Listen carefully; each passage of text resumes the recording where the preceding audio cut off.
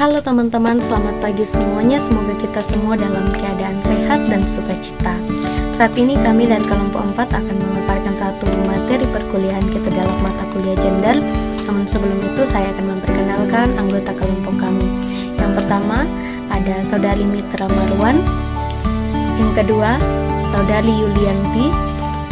Yang ketiga Saudara Gelvin.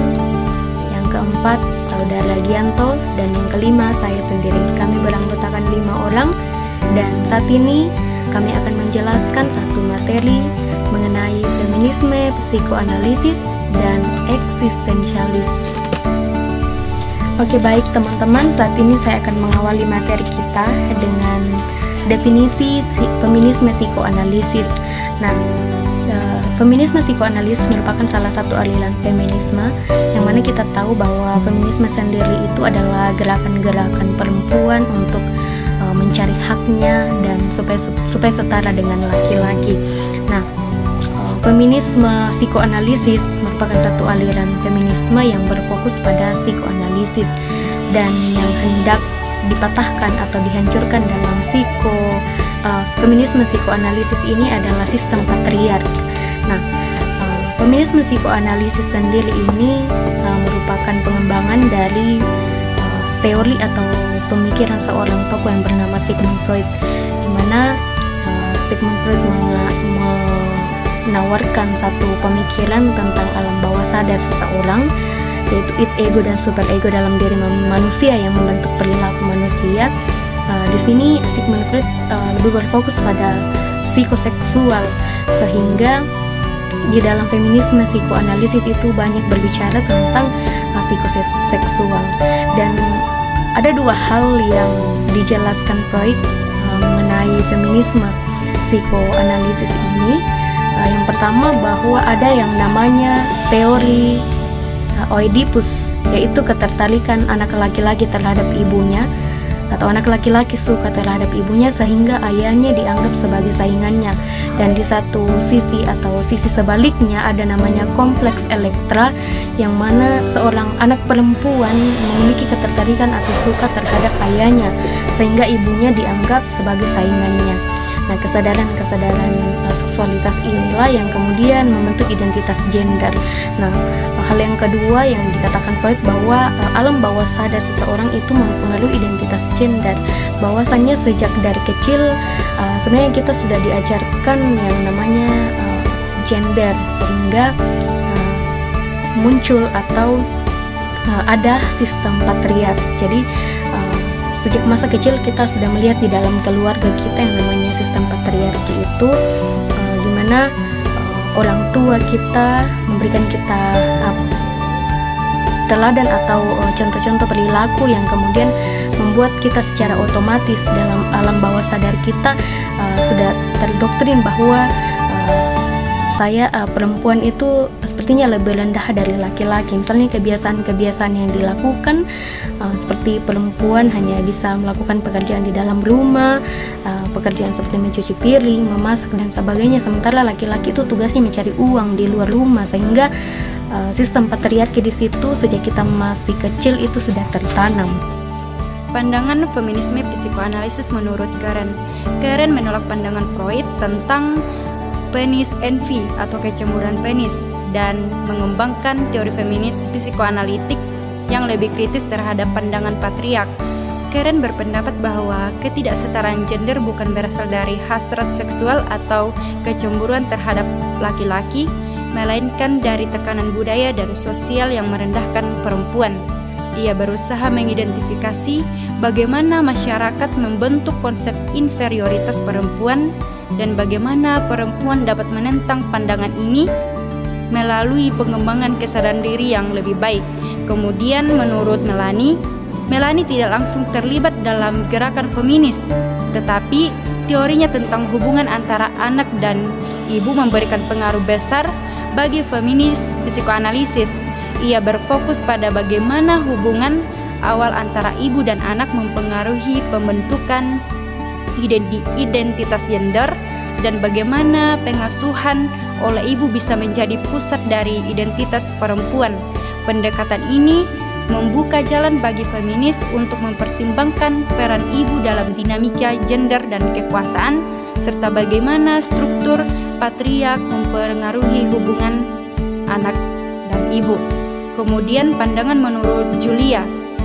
Julia menyelidiki bagaimana bahasa dan simbol budaya mendefinisikan gender dalam masyarakat patriarkal, dalam esensinya tentang objection dan semiotik.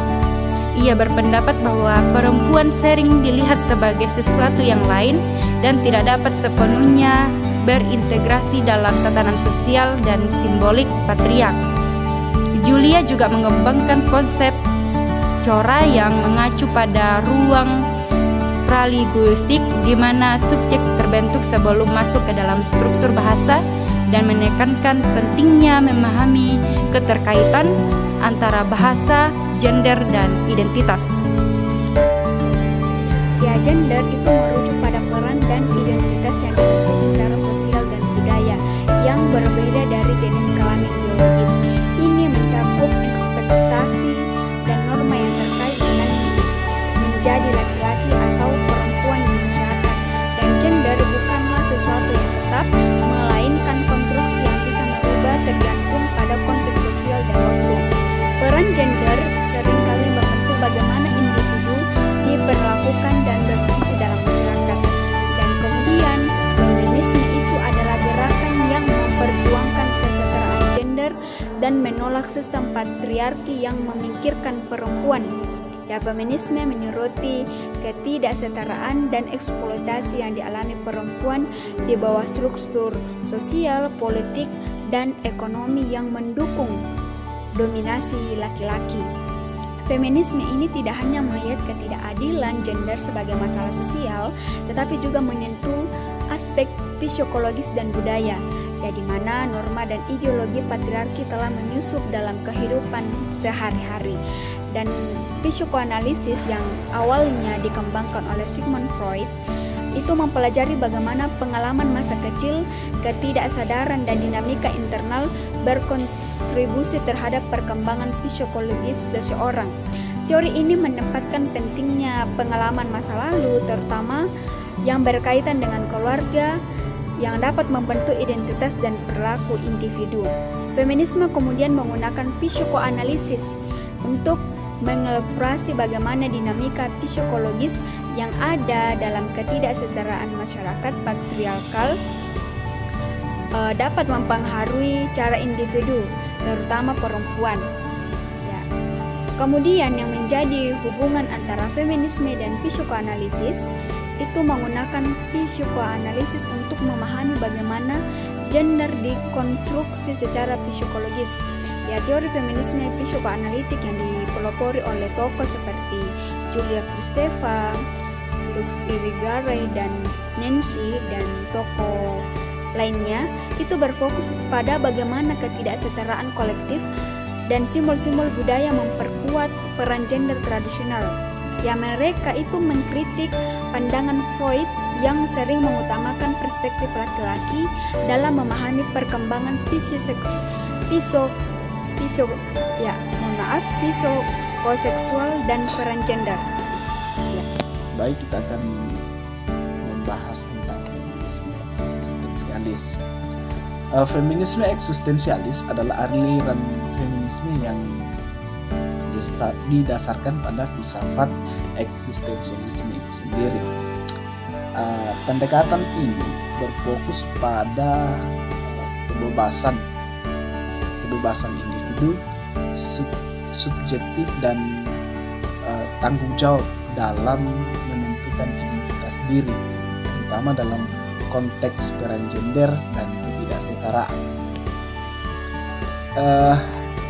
Feminisme eksistensialis kemudian diberikan pandangan oleh 3 tokoh penting dalam feminisme eksistensialis itu sendiri. Yang pertama adalah pandangan Simone de Beauvoir. Dia adalah tokoh feminisme eksistensialis dan penulis buku berpengaruh yaitu The Second Sex. Di dalam buku ini dia berpendapat bahwa perempuan secara historis ditempatkan sebagai yang lain oleh masyarakat patriarkal. Menurutnya bahwa perempuan tidak dilahirkan sebagai perempuan dalam pengertian sosial, melainkan menjadi perempuan karena konstruksi sosial yang membatasi peran dan identitas mereka.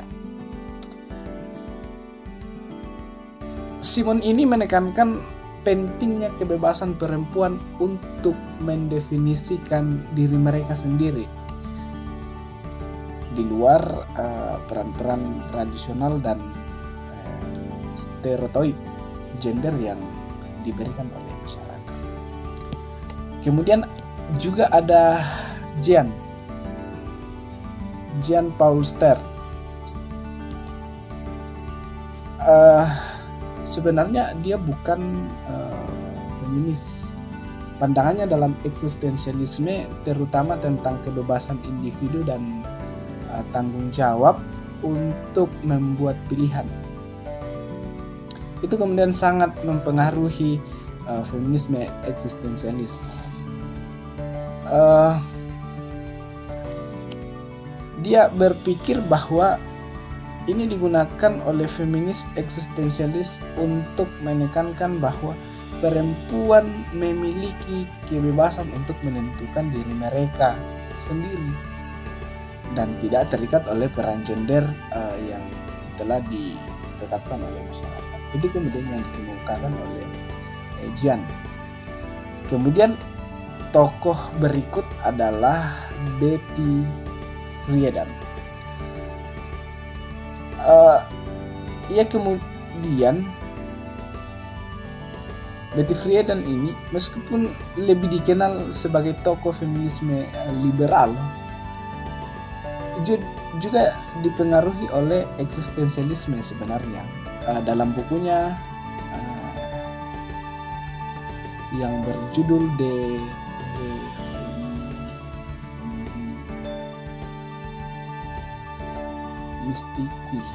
Feminine Mystique,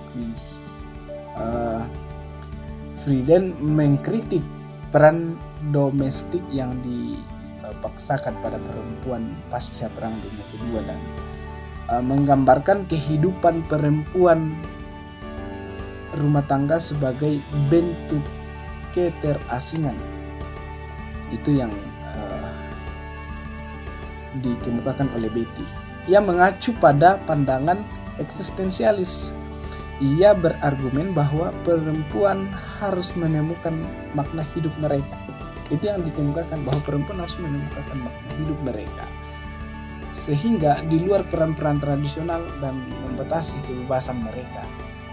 Itu tiga tokoh yang mempunyai pandangan sendiri tentang feminisme eksistensialisme. Meskipun ada yang bukan dari feminisme eksistensialis, tapi mereka juga punya pendapat yang berpengaruh pada feminisme eksistensialis itu sendiri.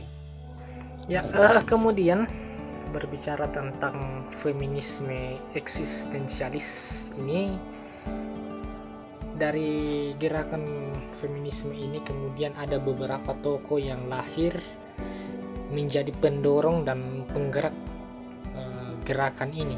Ada beberapa tokoh, dan pada saat ini saya akan membahas beberapa tokoh yang cukup terkenal pada gerakan ini. Yang pertama ada Betty Friedan, kemudian ada Lucy Irigaray, kemudian ada Julia Kristeva. Jadi tiga tokoh ini akan kita bahas sekaitan dengan gerakan feminisme eksistensialis. Yang pertama ada tokoh Betty Friedan.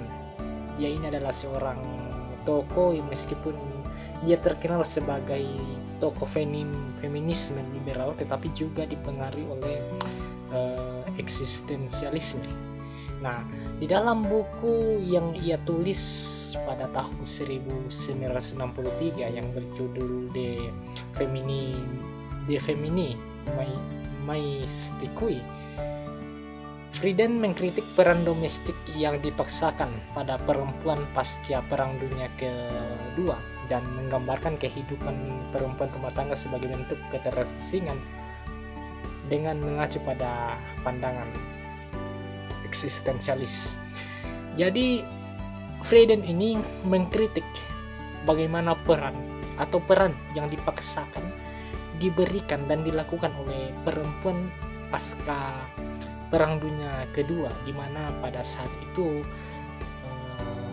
peran perempuan itu hanya dianggap bahwa ia hanya boleh ada di rumah tangga, ia hanya tugasnya hanya mengurus rumah tangga, memasak, mengurus suami, mengurus anak. Perannya seperti itu, hanya sebatas itu. Dan itulah yang dikritik kemudian oleh Frieden ini.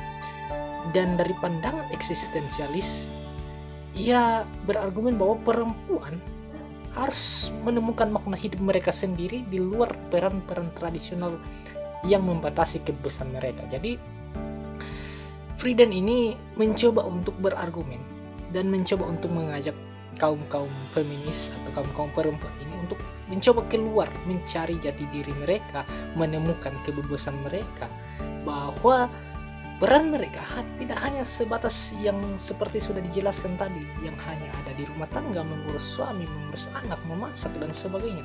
Tapi peran mereka harus lebih dari itu. Mereka harus bisa bebas, mereka harus bisa menemukan jati diri mereka sendiri tanpa terikat peran-peran tradisional yang sudah dijelaskan tadi.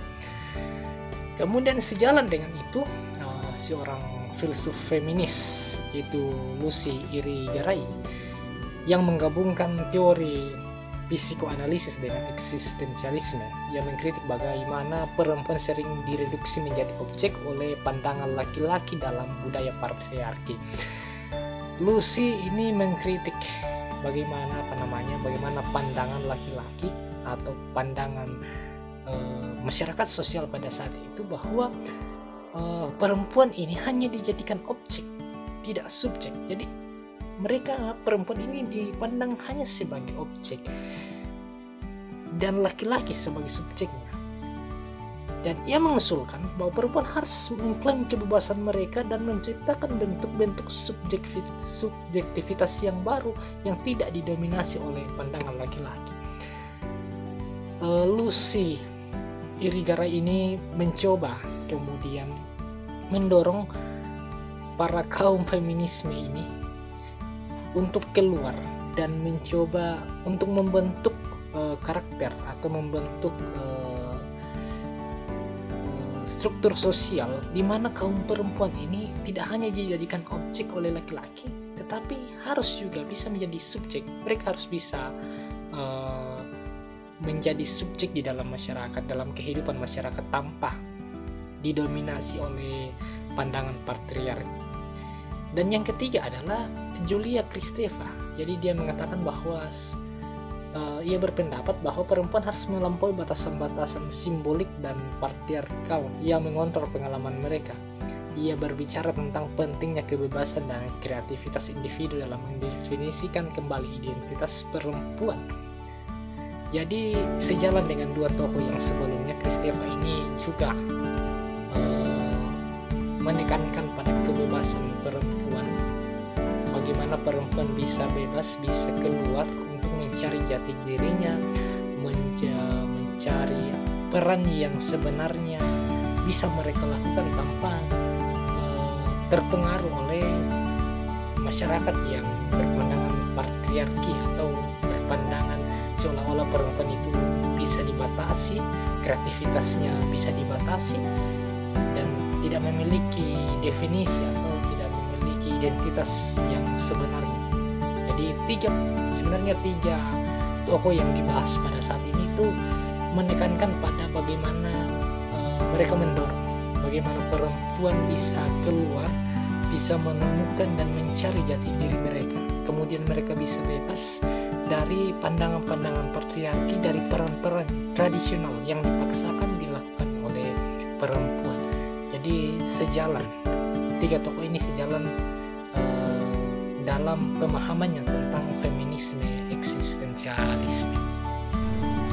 Oke, baik teman-teman, jadi kesimpulan dari materi kami yaitu feminisme psikoanalisis memberikan tawaran kepada kita bagaimana identitas gender itu terbentuk dari psikologis seorang perempuan, dan feminisme eksistensialis menawarkan juga kepada perempuan agar tetap mempertahankan eksistensi dirinya.